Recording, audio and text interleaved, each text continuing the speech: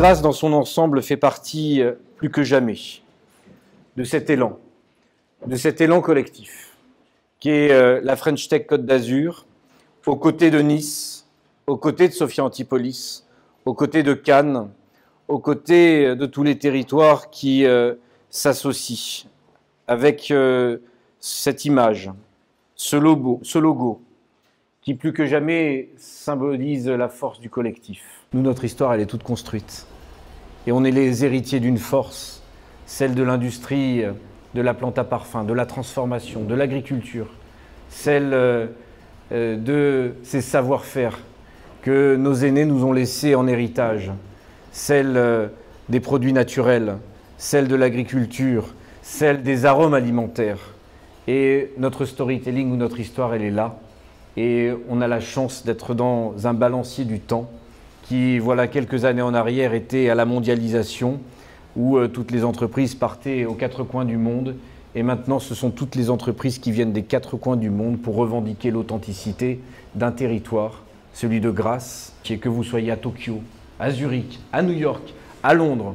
On parle de Grasse et on en parle de plus en plus. Et c'est pour ça qu'on est heureux de faire partie de cette grande et belle famille qui est la French Tech. Oui, merci à French Tech de Pays de Grasse et au Club des entrepreneurs de nous accueillir aujourd'hui pour ces quelques minutes d'échange et de partage d'expériences que nous avons partagées ensemble entre un grand éditeur, un industriel du logiciel qui s'appelle Microsoft, que je représente aujourd'hui, et Lionel Roux qui va vous parler de son expérience de start-up de WIMI et comment notre partenariat a pu apporter de la valeur pour cette start-up.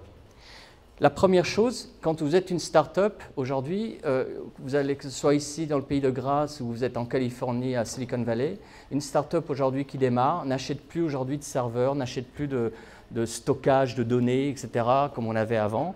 Aujourd'hui, une start-up a juste besoin d'un laptop, d'un téléphone, un local éventuellement, et Internet, et ça suffit pour faire son business. Nous, on est intéressés par ces startups qui seront les grandes entreprises ou les entreprises de taille moyenne de demain, qu'elles commencent sur notre plateforme, parce que nous aussi, nous avons des concurrents, et nos concurrents offrent aussi ce genre de programme, pas exactement similaire, mais ce genre d'aide aux startups. Oui, bonsoir. Donc, je suis Lionel Roux, je suis le fondateur de WIMI, société que j'ai créée il y a à peu près 7 ans. Et je suis un fier représentant de la French Tech, et plus précisément de la French Tech Côte d'Azur, puisque je suis valbonnais, quoi. Voilà, pour la petite histoire. Alors, maintenant, je vais vous dire vite fait, en gros, quelle a été notre ambition, notre vision lorsque nous avons créé WIMI. Dans ma précédente carrière, je me suis aperçu qu'en fait, très souvent, le travail d'équipe est assez chaotique. On ne sait pas qui fait quoi, on ne sait pas retrouver forcément le document le plus récent, on manque de mobilité, il y a énormément de choses qui font que des frictions sont générées entre les membres d'une équipe. Et ça, en fait, finalement, ça n'a pas été tellement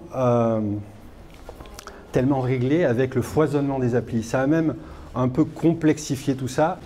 Du coup, ce qu'on s'est dit, c'est que pour un cas d'usage très bien délimité, qui est le travail d'équipe en mode projet, vous pouvez passer à la slide suivante, voilà.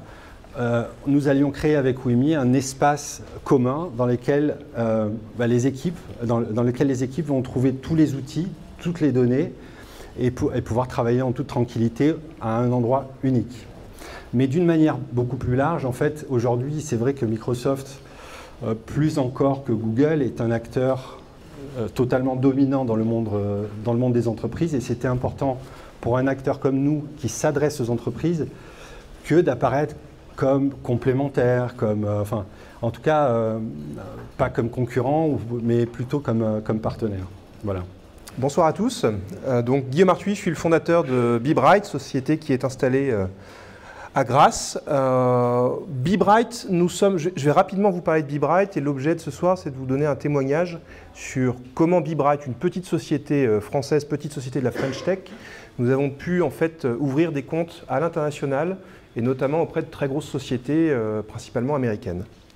Donc nous sommes une société spécialisée dans les produits de diffusion et de production vidéo, spécialisée sur un nouveau format d'image qui est l'ultra haute définition, qu'on appelle aussi la 4K, Donc la 4K, c'est ce que vous trouvez sur les téléviseurs de dernière génération. Ces téléviseurs sont de plus en plus courants, néanmoins vous avez encore très peu de chaînes dans le monde qui diffusent et utilisent des contenus en ultra haute définition. Déjà, il y a une question, c'est pourquoi être parti aussitôt à l'international? La raison est simple, c'est qu'il n'y avait pas de marché en France. C'est très bien d'être pionnier, mais il ne faut pas être trop pionnier non plus, parce que quand vous êtes trop pionnier, vous n'avez pas de clients. Donc clairement, le marché en France de l'ultra haute définition était inexistant en 2013-2014. Donc on est parti très tôt à l'international. 5-6 mois après la création de la société, on était déjà 3 ou 4 personnes à Las Vegas sur un salon international à faire des démonstrations technologiques.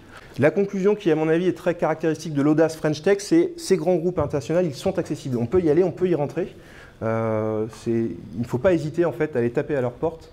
Elles peuvent s'ouvrir beaucoup plus facilement qu'on ne croit. Voilà, je vous remercie. Bienvenue. Extrêmement heureux d'être ici ce soir. C'est un honneur. Merci d'avoir pris sur votre temps le plus beau cadeau que vous pouviez nous faire pour cette première de la French Tech à Grasse. Alors comment une entreprise qui est née il y a quelques mois peut arriver à travailler avec le groupe Lagardère, donc Aelia Duty Free. Donc nous, vous l'avez compris, on a un outil qui aide les gens à trouver le parfum idéal en moins de 3 minutes dans un lieu de vente, pour soi-même ou pour offrir. C'était le challenge. D'une manière assez facile à expliquer, on a plus de 15 000 parfums en base de données et on a ressorti les ingrédients. Donc on a creusé pour avoir non pas les familles olfactives, mais les ingrédients. Ce qui veut dire que quand vous rentrez dans un magasin, on est capable de reclasser complètement tout le magasin en fonction de vos préférences olfactives. Si vous dites j'aime Dior, j'adore, on en ressort les ingrédients en note de tête, de cœur et de fond, et à partir de là, ce sont donc des ingrédients aimés, on est capable de vous ressortir tout le magasin par ordre scientifique et mathématique d'intérêt olfactif. Notre problème, c'est d'aider le consommateur, parce qu'aujourd'hui, c'est vous qui avez le pouvoir avec ça. Moi, je pense que je n'ai pas tout à fait faux en disant qu'aujourd'hui, les marques et les magasins n'ont plus le pouvoir. C'est vous qui l'avez. Vous rentrez, vous avez l'information en direct de ce qui se passe dans le rayon.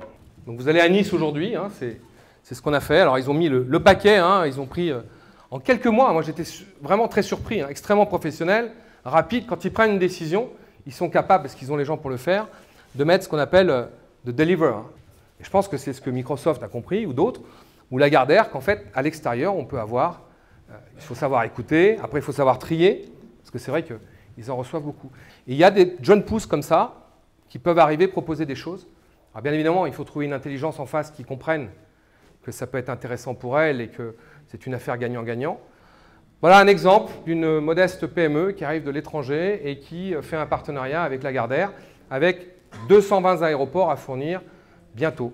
On trouve en France ce que l'on trouve nulle part. Je ne parle pas de la taxation. Je parle réellement d'un écosystème qui est une rampe de lancement au démarrage, qui est unique au monde. Alors, peut-être qu'après, à un certain moment, il faut peut-être regarder dans des fonds d'investissement et autres, mais au départ, vous voulez vous lancer sans pour autant être dépouillé, vous trouvez les expertises. On va commencer par les pouvoirs publics. Monsieur le maire est la première personne qui ici pousse réellement les entrepreneurs, avec bien évidemment les outils qu'il faut. Moi, je suis au-dessus. J'ai tous les matins le Wi-Fi, on a un lieu de réception, on peut avoir nos clients, on peut avoir nos fournisseurs qui viennent, on a tout ce qu'il faut. Déjà en environnement. Après, les banques qui sont de plus en plus dynamiques, qui nous suivent. On a les réseaux comme ITA, ici, Initiative Terre d'Azur, qui peut vous aider avec un prêt d'honneur. Vous avez le réseau Entreprendre, extrêmement dynamique, qui est aussi là pour vous accompagner, vous mentorer. Vous savez, la French Tech, vous avez le club des entrepreneurs. Cette phrase est magnifique, hein, nous avons besoin d'hommes et de femmes capables d'imaginer ce qui n'a jamais existé. Et je l'espère demain, avec des communautés qui se regroupent autour de la French Tech ou autour des entrepreneurs. Donc c'est le premier événement, il y en aura un autre, puis un autre, puis un autre. Voilà, on sera là pour amener cette énergie, parce qu'il y en a une vraie énergie, et créatrice et innovante. Voilà, merci. Bonne soirée.